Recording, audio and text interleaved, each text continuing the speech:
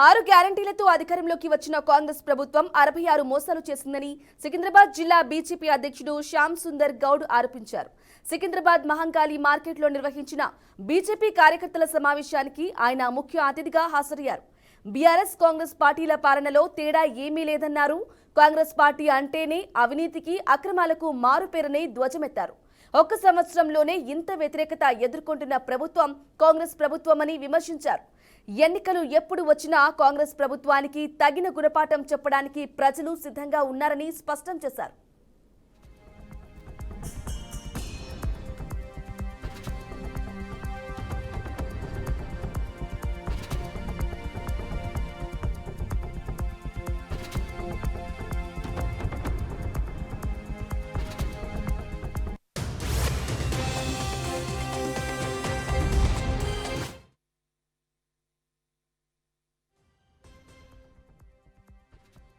ఈ యొక్క కాంగ్రెస్ ప్రభుత్వం గత బీఆర్ఎస్ ప్రభుత్వం రెండే అంటే దొందే అనే విధంగా ఈ ప్రభుత్వాలు నడిపిస్తున్నాయి.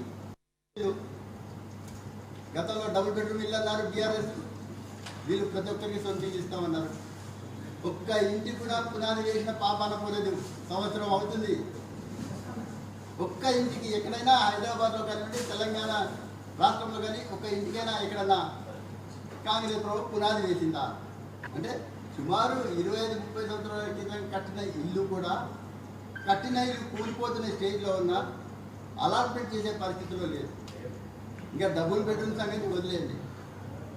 కొత్తగా ప్రజల యొక్క మైండ్ డైవర్ట్కి హైడ్రాన్ పేరు పెట్టేసి కట్టిన ఇల్లు కూలగొడుతూ ఉండి అసలు ప్రభుత్వం అనేది ఉంటే ఏ ఒక్క చిన్న పని కూడా ఏ ఒక్క సమాజంలో ఉన్నటువంటి వ్యక్తులు ఇల్లు కట్టిన తర్వాత కట్టడం అంటే పునాది వేయడానికి కూడా అవకాశం లేని రీతిలో, ఫర్ ఎగ్జాంపుల్ జిహెచ్ఎంసీలో ఉన్న ఒక మునిషి అంటే సెక్షన్ ఆఫీసర్ కింద పనిచేసే వ్యక్తి కూడా అనుకుంటే ఒక పునాది కట్టరు, ఒక ఇల్లీగల్ కన్స్ట్రక్షన్ జరగదు. ఈ యొక్క కాంగ్రెస్ ప్రభుత్వం గత బీఆర్ఎస్